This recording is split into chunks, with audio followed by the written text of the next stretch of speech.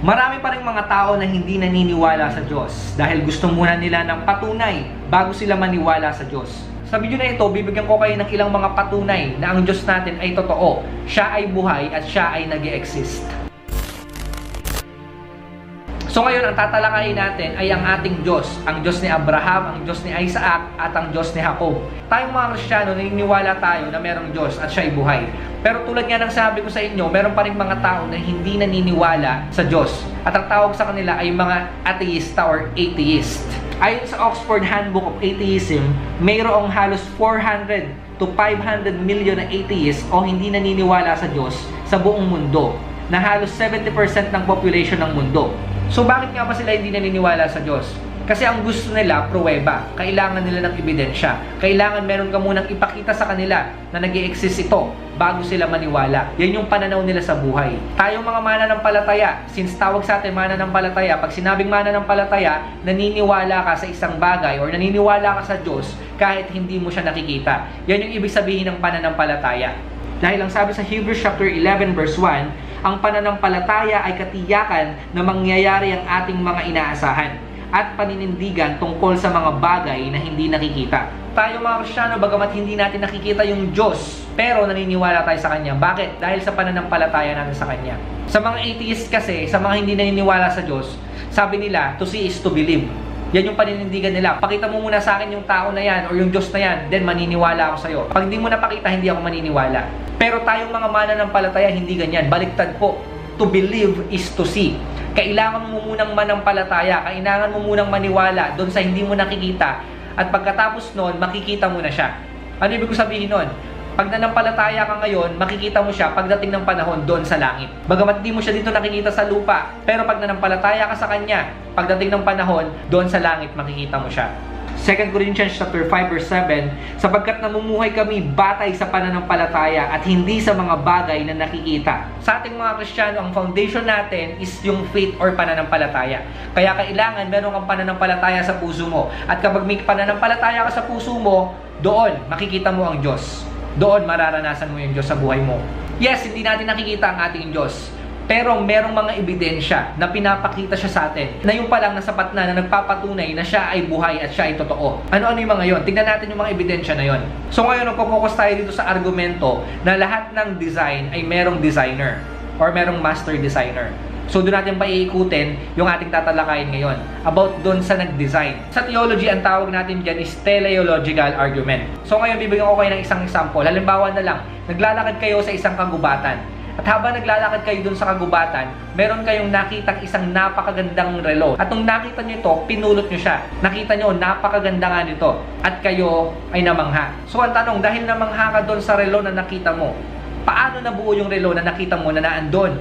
Kusa na lang ba itong lumitaw? Bigla na lang itong nagawa ng kusa nang walang gumagawa? Or pwedeng ito'y nagawa sa pamamagitan ng kombinasyon ng hangin, kombinasyon ng lupa, ng tubig at ng kung ano-ano pang kombinasyon at bigla na lang siya nabuo? Ganun ba yun siyang nabuo? Hindi maaari yun, na bigla na lang siyang lumitaw at nabuo. Meron at merong gumawa or nag-design sa relo na yun. At maaaring habang naglalakad yung tao na naandun, nabitawan niya yung relo at naiwan doon sa lapag. Hindi siya pwedeng kusa na lang na lumitaw doon at pagkatapos nun, tapos na. Merong isang mahusay at magaling na gumawa na tao doon sa relo na yon. Kaya nabuo yung relo. Ngayon, ang punto ko dyan sa example na yan, ganyan din sa universe natin. Kung titignan mo yung universe natin, napakaganda ng universe. Kung titignan mo, tumingin ka lang sa kalangitan, sa paligid mo, napakaganda niyan. Ngayon, tatanungin kita, kusa na lang bang lumitaw yan nang walang gumagawa, ng walang designer? Hindi. Meron at meron gumawa niyan. Merong nasa likod niyan, merong master designer na gumawa niyan at yan ay ang ating Diyos. Tulad ng relo. Tulad ng relo pinakita ko sa inyo. Yung relo na yon, merong gumawa nun. Bagamat hindi mo nakita kung sinong gumawa. Pero may nakaiwan kasi eh. At nung naiwan yon, hindi mo alam kung sinong gumawa ng relo na yon. Pero merong gumawa at hindi siya kusang lumitaw na lang doon. At ganun nga din sa ating mundo. Ang Diyos natin ang lumikha ng lahat. Hindi siya pwedeng kusa na lang lumitaw. Meron at merong nag-design yan. Pero merong argumento dyan ng science. Nagsimula daw ang lahat sa isang malaking pagsabog. At dahil sa pagsabog na yon, doon na nabuo ang lahat. Doon na nagsimula ang lahat. At ang tawag dyan ay ang Big Bang Theory. Dahil sa isang pagsabog, habang tumatagal ang panahon, nag-e-evolve ang lahat. At habang tumatagal, nabuo ang time, space, energy, at matter. So yan yung kaisipan ng iba. dahil daw sa isang malaking pagsabog na buo ang lahat.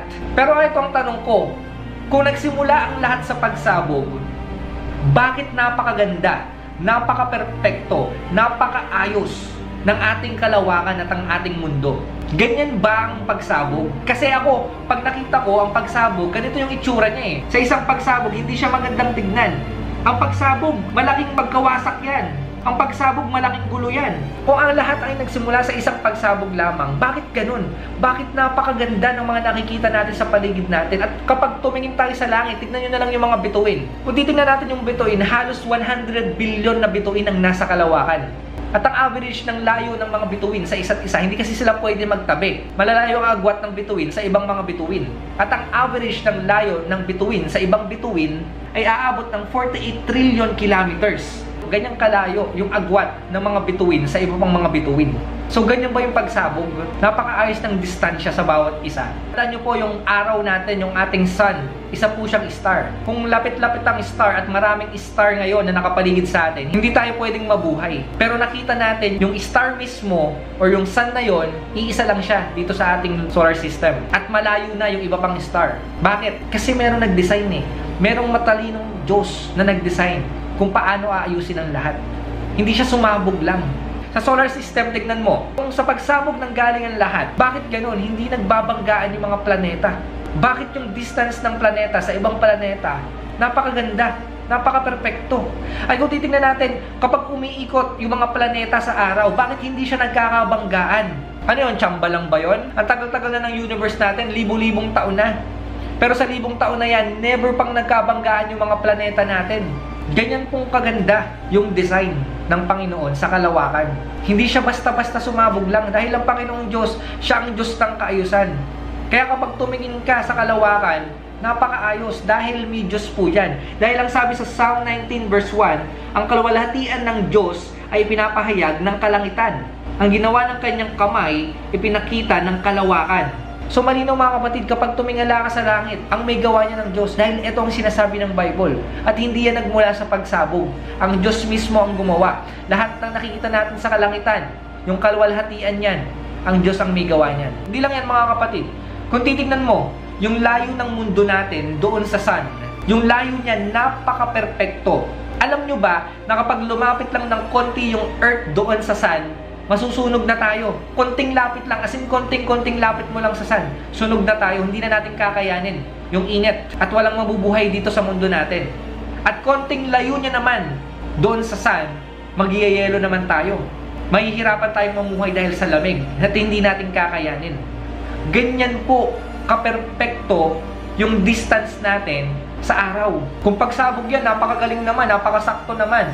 Ang Diyos mismo nag-ayos niyan. Para matirahan natin yung mundo na to, inayos niya yung distance ng earth doon sa sun para tayo ay makapamuhay dito sa mundong ito. Ganyan yung kapangyarihan ng Diyos. Pansinin niyo rin, yung earth natin spherical siya, bilog siya. Bakit hindi tumatapon yung tubig sa pabilog na mundo?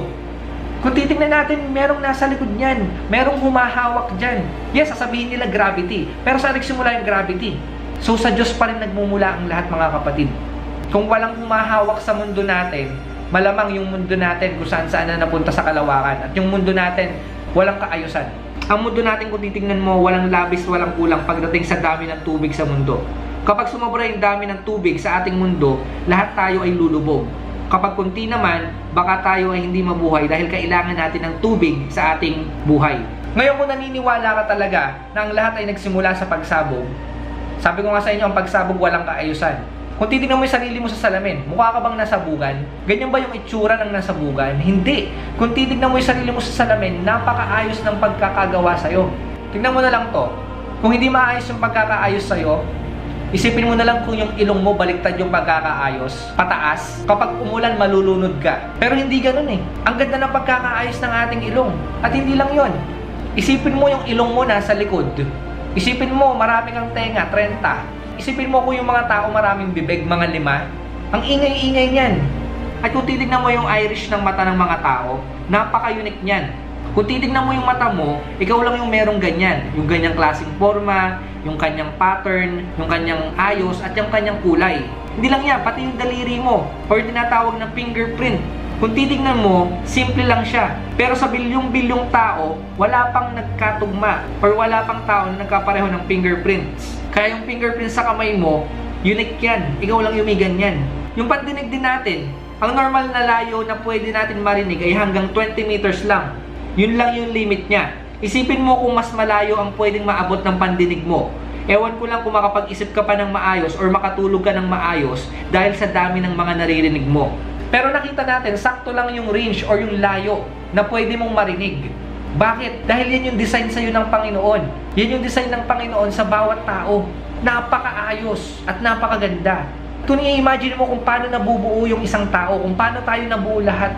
Nagkakaroon ng iba't ibang bahagi ang katawan, nagkakaroon ng isip, nagkakaroon ng puso. Mamamangha ka na lang talaga. Ngayon, sino yung nag-design yan? Tao ba? Bigla na lang bang lumitaw yan dahil ba sa pagsabog yan? Hindi mga kapatid, ang Diyos lamang po. Ang Diyos lang ang nakapag-design ng ganyan at wala na pong iba.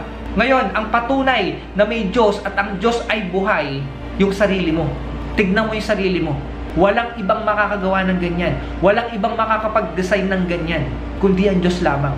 Sapat na yung makita mo yung sarili mo sa salamin na napakaayos ng pagkakagawa. At dyan pa lang, patunay na merong Diyos. At merong Diyos na nag-design. Hindi ka lang kusang lumitaw. Hindi ka nang galing sa pagsabog. Tandaan mo yan. Nilikha ka ng Diyos sa pamamagitan ng kanyang kamay. Hiningahan ka ng Diyos at nilikha ka ng Diyos according to His image.